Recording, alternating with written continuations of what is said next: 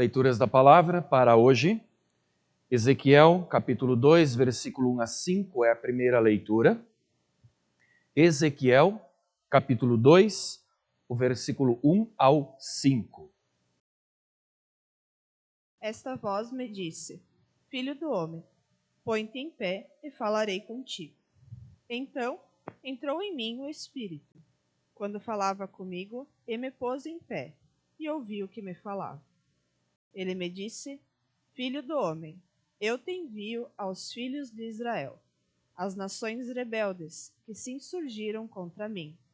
Eles e seus pais prevaricaram contra mim, até precisamente ao dia de hoje. Os filhos são de duro semblante e obstinados de coração. Eu te envio a eles e lhes dirás: assim diz o Senhor Deus.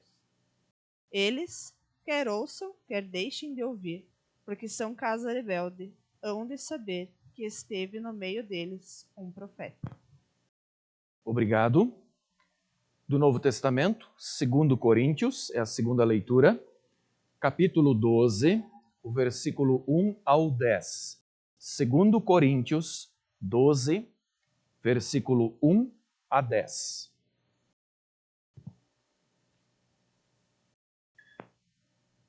Se é necessário que me glorie, ainda que não convém, passarei as visões e revelações do Senhor. Conheço um homem em Cristo que há 14 anos foi arrebatado até o terceiro céu. Se no corpo ou fora do corpo, não sei, Deus o sabe.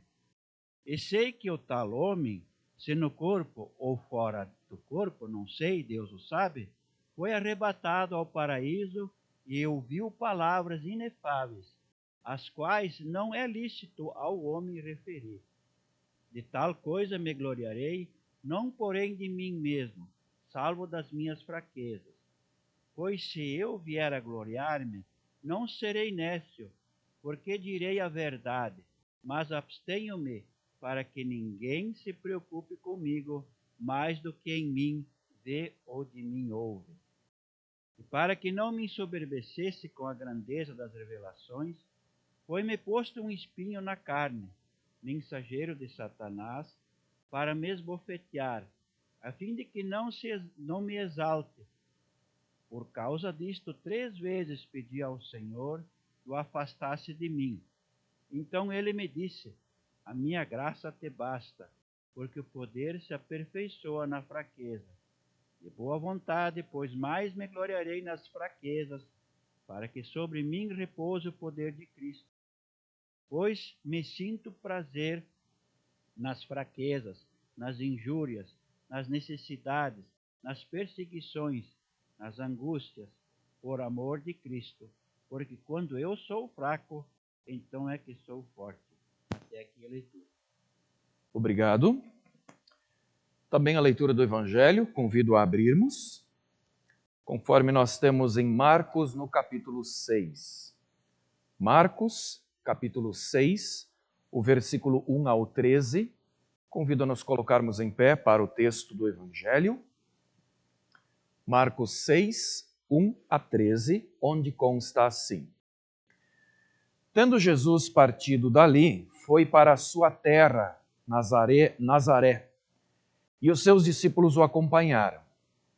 Chegando o sábado, passou a ensinar na sinagoga, e muitos, ouvindo-o, se maravilhavam, dizendo: de onde vem a este estas coisas? Que sabedoria é esta que lhe foi dada? E como se fazem tais maravilhas por suas mãos? Não é este o carpinteiro, filho de Maria, irmão de Tiago, José, Judas e Simão? Não vivem aqui entre nós suas irmãs? E escandalizavam-se nele. Jesus, porém, lhes disse: não há profeta sem honra, senão na sua terra, entre os seus parentes e na sua casa. Não pôde fazer ali nenhum milagre, senão curar uns poucos enfermos, impondo-lhes as mãos. Admirou-se da incredulidade deles. Contudo, percorria as aldeias circunvizinhas, a ensinar. Chamou Jesus os 12 e passou a enviá-los de 2 a 2, dando-lhes autoridade sobre os espíritos imundos. Ordenou-lhes que nada levassem para o caminho, exceto um bordão, nem pão, nem alforje, nem dinheiro, que fossem calçados de sandálias e não usassem 2 túnicas. E recomendou-lhes: quando entrardes em alguma casa, permanecei aí até vos retirardes do lugar. Se em algum lugar não vos receberem, nem vos ouvirem, ao sairdes dali, sacudi o pó dos pés em testemunho contra eles. Então, saindo eles, pregavam ao povo que se arrependesse. Expeliam muitos demônios e curavam numerosos enfermos, ungindo-os com óleo. Até aqui a leitura do Santo Evangelho para este dia. Você te considera alguém orgulhoso? Pensem bem. Talvez e provavelmente essa não seja a característica forte de vocês. Mas, infelizmente, desde a queda em pecado, o orgulho é um dos nossos grandes entraves. E ele está presente em todos nós. No texto de Ezequiel que nós ouvimos agora, nós observamos que o povo de Israel estava rebelde e não quis ouvir os profetas de Deus. E se nós olhamos o contexto, nós vamos perceber que o povo estava firmado no seu conhecimento, na sua visão, na própria sabedoria, no seu julgamento sobre as coisas, e então eles disseram: nós sabemos como é, e preferiram rejeitar os profetas e aquilo que eles diziam. Essa, gente, é a característica básica do orgulho. Eu sei. No texto do Evangelho, diz que as pessoas de Nazaré, onde viviam os familiares de Jesus, onde Jesus cresceu, ouviram os ensinos de Jesus e se maravilharam do que ouviram, mas não creram. Apesar de se maravilharem com aquilo que viam e ouviam, não creram. Por que não creram? O texto diz por que não. Porque eles diziam: nós conhecemos a família dele. Esse é aquele carpinteiro. Conhecemos suas irmãs, seus parentes. Em outras palavras, nós sabemos o que é e o que não é. Jesus mostrou maravilhas, mas eles preferiram o próprio conhecimento. Essa, gente, é a atitude raiz daquilo que é o orgulho. Eu sei, o meu julgamento é que está certo. No texto de Filipenses, capítulo 2, a Bíblia caracteriza isso mais ou menos assim: buscar os próprios interesses e não os de Cristo Jesus. É mais ou menos como a gente dizer: seja feita a minha vontade e não a tua. Na prática, é isto. Mas e nós? Como é que nós somos? Será que nós somos diferentes? Ou nós também temos esse orgulho em nós? Vamos pensar um pouco. Como é que é quando nós conversamos entre amigos sobre algum assunto? Cada um de nós tem o seu julgamento, a sua opinião. Nós defendemos nosso pensamento, argumentamos, respondemos ao que o outro diz. É como eu estou dizendo, eu sei, é assim. Porque eu sei. Tem gente, inclusive, que se afasta da igreja, porque eu não fui atendido como eu queria, ou como eu acho que deveria ser. Isso é orgulho puro, gente. Eu sei das coisas, é como eu estou dizendo. E em casa? Já pararam para pensar quantas discussões, ofensas, brigas acontecem pelo fato de que cada um se julga com a razão? Esse orgulho faz com que uns ofendam os outros, a mágoa, os relacionamentos tremem. Por quê? Quantas vezes a gente discute porque eu tenho razão, é como eu estou dizendo, e o outro diz, é como ele está dizendo, e aí pronto, a briga está feita. Quer dizer, quanto mais o orgulho cresce, mais o relacionamento arrebenta. E qualquer relacionamento arrebenta. Por outro lado, Quando nós ouvimos o ensino de Jesus, por exemplo, então nós passamos a considerar o perdão, a paciência, a compreensão, o amparo, e os relacionamentos funcionam, florescem. Quem dera nós não sermos orgulhosos, gente. Quem dera nós não termos esse orgulho em nós. Mas a verdade é que desde a queda em pecado, nós somos assim. E nós precisamos lutar com isso, gente. Porque quanto maior o orgulho, maior a dificuldade na vida a gente vai ter. Porque isso quebra tudo. Qualquer relacionamento, qualquer situação. Mas vem cá. Será que os grandes homens de Deus também eram assim? Também tinham em si orgulho? Nós ouvimos agora há pouco o grande apóstolo Paulo, em 2 Coríntios. O apóstolo Paulo teve o privilégio de ver o céu, diz o texto. Ele ouviu revelações tais que homem nenhum deveria ouvir. O apóstolo Paulo tem tudo para poder dizer: eu sim sei das coisas. Não preciso ficar o tempo todo dependente, esperando do que vem de Jesus, porque eu vi, eu ouvi, eu sei. Acontece que sem Jesus não tem vida e salvação. Por mais que Paulo tinha conhecimento, a salvação ela existe e se torna real apenas no ouvir, crer e se colocar como um dependente de Jesus.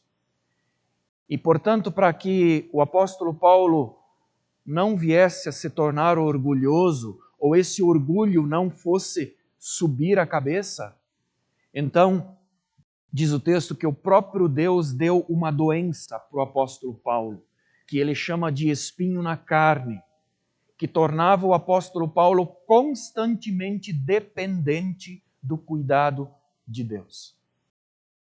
Ou seja, Deus sabe que o orgulho é uma característica nossa, de todos nós, desde a queda em pecado. Deus sabe que Ele precisa quebrar o nosso orgulho. Por isso, gente, Deus agiu assim com o apóstolo Paulo. Por isso, apesar do orgulho do povo de Israel, Deus não deixou de enviar o profeta Ezequiel e outros profetas, como há pouco nós ouvimos. Quando Jesus foi rejeitado pelos nazarenos, Jesus não desistiu, mas ele foi adiante, continuou sua missão, foi para aldeias vizinhas, continuou pregando o evangelho. Logo depois, Jesus enviou os discípulos de 2 a 2 para pregarem a palavra, porque o único capaz de quebrar o nosso orgulho é o Senhor. Com a sua palavra, com a sua interferência, com a sua ação, Deus pode quebrar o nosso orgulho. E aí sim, vai ter vida e vai ter salvação. Porque a vida e a salvação dependem do nosso orgulho ser quebrado. Por isso o próprio Deus se importa e Ele toma atitude, Ele não desiste, Ele age para cuidar, para que nós possamos ter o orgulho quebrado. A verdade é, gente, que, infelizmente, muitas vezes Deus precisa quebrar a gente. Assim como Ele fez com o apóstolo Paulo. Deus muitas vezes precisa permitir uma doença, uma falência, uma derrota, uma humilhação, porque Deus sabe que nós precisamos estar nas mãos de Jesus. Nós precisamos estar como alguém que olha e diz: Senhor, eu dependo de Ti. É aí que tem vida e que tem salvação. Deus sabe que precisa quebrar a resistência que a gente tem diante daquilo que Ele nos dá e ensina. Por exemplo, diante do que Ele nos deu no batismo, diante do que Ele nos dá na ceia. Quantos não estão presentes no culto no final de semana? Por que não estão? Porque eu acho que sabem, talvez se julgam que sabem mais do que Deus? Afinal de contas, Deus disse terceiro mandamento. É o dia do culto, porque Ele quer nos dar a ceia, quer nos dar a palavra, mas aí muitas vezes se julga assim, eu vou ficar em casa, eu vou ir para outro lugar, eu vou fazer outra coisa. Tu sabe mais? Isso é orgulho. Eu sei melhor do que Deus. Eu posso definir o que é e o que não é, o que é bom para mim e o que não é. Isso é orgulho. Isso não nos dá a salvação. Mas quando nós dobramos nossos joelhos diante de Jesus e dizemos, Senhor, eu preciso do que vem de Ti. Aí tem perdão, vida e salvação. E um exemplo disso está aqui com o apóstolo Paulo. Deus manteve Paulo doente. Vocês já pararam para pensar nisso? Deus manteve o apóstolo doente porque assim ele permaneceria sempre receptivo, sempre humilde e dependente de Jesus. Sempre olhando e dizendo, Senhor, minha vida está na Tua mão. Tu que cuida de mim, Tu que fala, Tu é o Senhor, o meu Salvador. E o apóstolo Paulo foi mantido assim, debaixo da graça de Deus. Ele mesmo diz, pois é, quando eu sou fraco, então é que eu sou forte. Por quê? Porque aí é Jesus que está cuidando de mim. Aí tem vida, e aí tem salvação. Daí nós entendemos também, por exemplo, o Provérbio capítulo 3. Alguns versículos dizem assim, confia no Senhor de todo o teu coração, não te estribes. Estribo é aquele aparelho de montaria, por exemplo, dos cavalos, onde você te apoia para subir. Não te apoie, não tome decisões apoiado no teu próprio entendimento. Reconhece o Senhor em todos os teus caminhos e Ele endireitará as tuas veredas.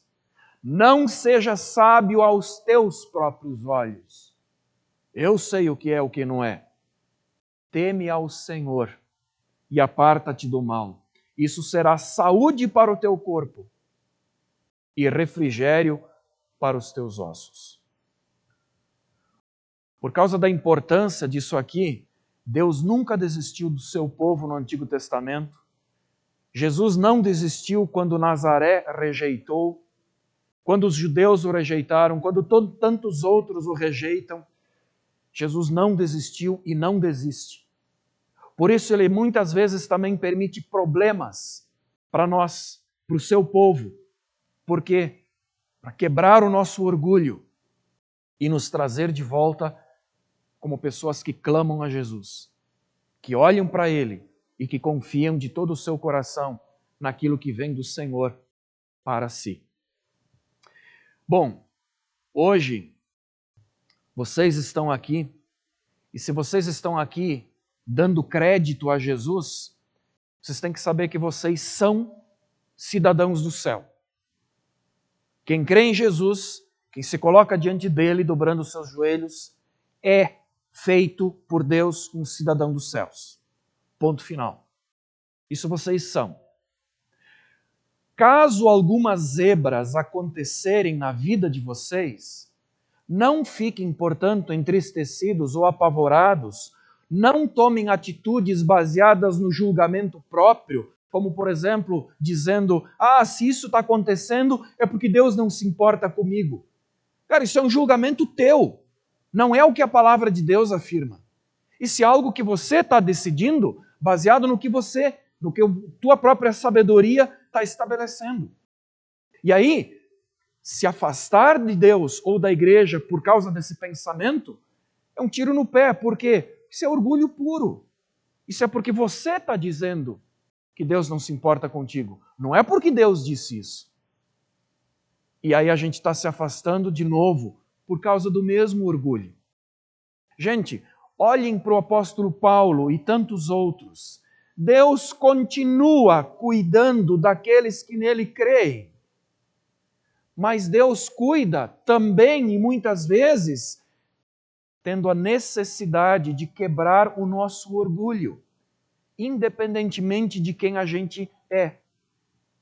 Se nós nos afastamos da genuína fé, que nos coloca aos pés de Jesus, nas mãos de Cristo, Deus se importa. E que bom que Deus se importa. Deus precisa, às vezes, nos trazer de volta.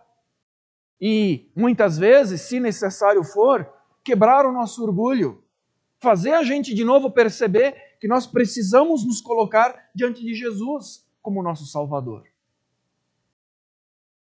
Então, se às vezes tem zebras na tua vida, fica feliz. É o que eu digo. O apóstolo Paulo disse: eu me alegro nas fraquezas, nas tribulações, nos problemas. Por quê? Porque isso é um bom indicativo de que Deus está preocupado com você, de que Deus está cuidando de você. Por quê? Porque se Ele deixa você simplesmente seguir no teu orgulho, tu vai acabar te quebrando completamente e estando no inferno. Mas Deus, de novo e sempre de novo, precisa fazer com que a gente volte a olhar para onde a gente deve olhar. Com que a gente volte a se colocar nas mãos de Jesus e dizer: Senhor, minha vida está na tua mão. A coisa está complicada, não sei nem para onde ir, a minha vida está na tua mão. E é aí que tem vida e que tem salvação. Quando Deus cuida de nós, a vida acontece. O próprio apóstolo Paulo repete isso e diz: quando eu sou fraco, derrotado, então é que eu sou forte. Por quê? Porque o poder de Deus se aperfeiçoa na fraqueza, porque Deus cuida de nós. Então, quando nós estamos na fraqueza, Deus está ali e vai estar ali e vai cuidar dos seus filhos. E nós vamos ter o que nós precisamos, que nos dá a vida eterna e a salvação. Por isso, gente, diante dos homens, nós podemos sim ter as nossas convicções e julgar questões. Estão falando de futebol, de política, de sei lá o quê. Nós podemos ter a nossa posição, defender o nosso pensamento. Diante dos homens, sim.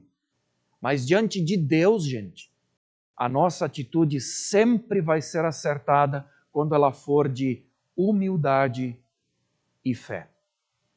E ponto final. E por último, eu gostaria de dizer, se Deus não desistiu de nós, Jesus não desistiu, e Ele não desiste porque Ele continua cuidando de nós, continua fazendo o que for preciso, muitas vezes, para nos manter firmes na fé. Se Jesus não desistiu de nós e não desiste, não desistam vocês daqueles familiares de vocês que talvez estão sendo rebeldes e não estão querendo ouvir. Eles precisam saber de Deus. Para quê? Para que quando e como Deus julgar o momento de quebrar o orgulho deles, e desculpa, mas isso vai acontecer, um momento em que Deus julga certo, e aí eles vão ter alguma situação em que vão ser quebrados, aí eles vão poder lembrar, por causa do testemunho que você ficou dando para eles, de que eles podem buscar a Jesus, eles podem retornar. Deus quer que eles retornem e que eles possam ser amparados assim pelo Salvador e terem a salvação. Então não desistam de dar testemunho nunca. Aquele que está sendo rebelde, Jesus não desiste dele e nem Deus desistiu. Mas continue falando para que no momento em que Deus agir, Ele vá lembrar do teu testemunho e vai assim poder talvez crer em Jesus, se voltar a Ele e a salvação acontece.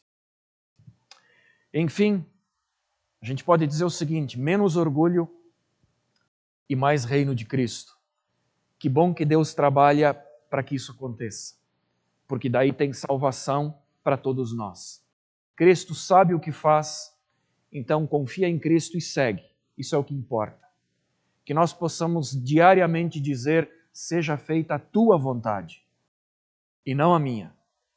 E aí, se tem alguma coisa que às vezes dá zebra, cara, te volta para Jesus, busca Jesus e vai adiante. É isso que importa.